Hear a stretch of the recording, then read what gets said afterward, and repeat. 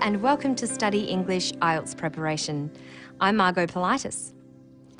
In the listening module of the IELTS test, you can expect to be asked questions about numbers. So it's important to be familiar with how we talk about numbers. First, listen to the numbers in this clip about a wind farm in Tasmania. Each tower that you can see can generate enough power for between 700 and 800 houses. Between 700 and 800 houses. When numbers are exact or a clear approximation such as between 700 and 800, the word hundred has no final S. The plural is formed by the following noun. Between 700 and 800 houses. For an exact figure, you say 700 houses. You can use a preposition to be less exact and say over 700 houses, around 700 houses, about 700 houses, nearly 700 houses, or under 700 houses. When we state a number, such as 700 or 8,000, there is no S after the unit. 400, 10,000, or 5 million. So when do we add S to these words? Listen to the man in the next clip use hundreds to describe the slow change from one type of forest to another. There have probably been 3 lots of logging since white settlement in the 1860s. In time, that eucalyptus forest will gradually go back to rainforest, but that takes hundreds of years. Hundreds of years. There is no number, it's just more than one. Notice we add of before the noun years. Hundreds of years. So listen carefully. Thousands of and millions of are not exact numbers. They're guesses or rough figures. He also said the 1860s. This means any year from 1860 to 1869. In the next clip about Angkor Wat in Cambodia, the speaker doesn't use the final S. Angkor is one of the most popular World Heritage Sites in the whole of Asia. Every year now, there are over 1 million tourists coming to Angkor. By saying over 1 million tourists, he means more than 1 million, but much less than 2 million. If the figure were closer to 2 million, he would probably say nearly 2 million tourists. But if he'd said millions of tourists, he would mean more than 2 million. Instead of saying 1 million, you can also say a million. It means the same thing. Listen to this woodchopper talking about how many titles he's won. 183 world titles, I suppose. So the only person in sporting history that ever won over 1,000 championships, and so I suppose it hasn't been too bad of a life. Over 1,000 championships. He could have said 1,000 or 1,000. And he could have said 183. Notice that and is used to add numbers below 100. He says 183. You also say 1,083 and 1,000,083. But you say 1,183 or 1,001,083.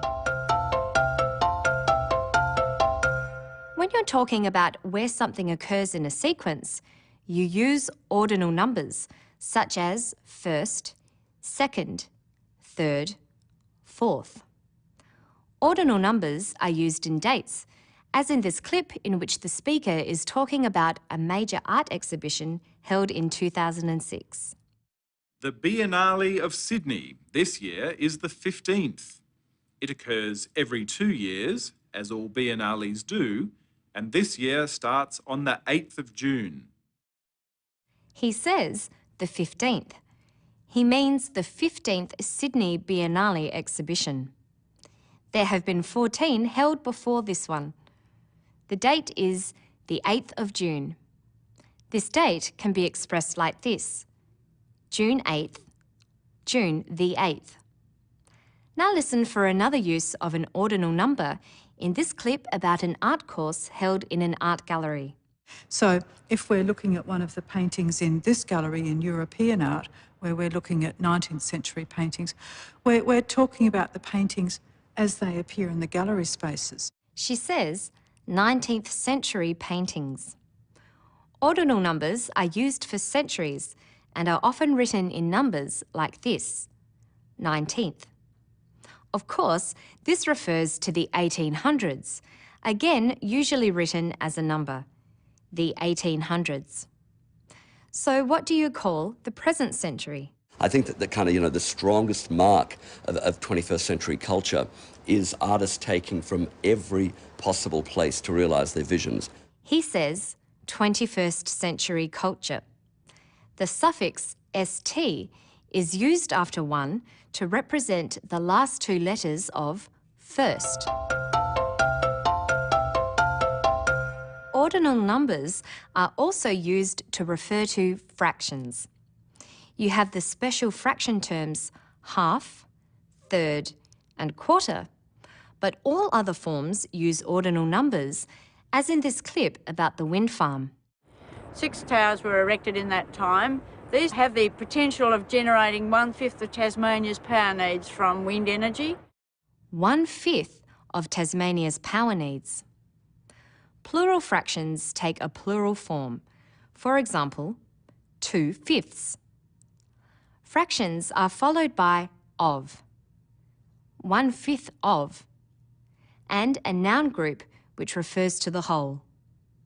1/5 of Tasmania's power needs. Another type of fraction is percentage. For example, 1/4 can be expressed as 25%. Let's listen for the percentage used in this clip about an oyster farm. It takes approximately 2 to 2.5 years to get the oysters up to size. From this farm, we've averaged about 15% of the market for export, and that goes to Hong Kong and Japan. 15% of the market. Percentages have the same structure as fractions, of and a noun group. 15% of the market for export.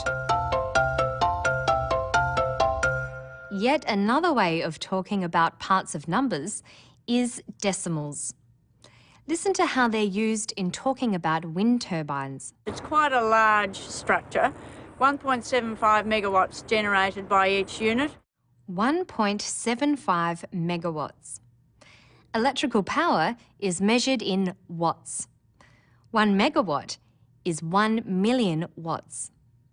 You say 1.75, but write it in numbers with a decimal point.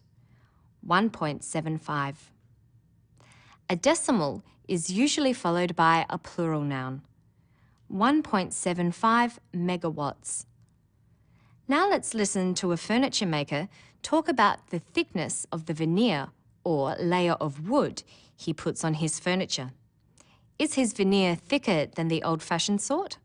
Today we're using sophisticated ways of putting our construction of our furniture. We use a lot of veneers, and those veneers aren't, the old-fashioned 0.06 of a mil. They're about a 6 mil veneer laid up on MDF, and they have a solid frame. His veneers aren't the old-fashioned 0.06 of a mil. They're about a 6 mil veneer.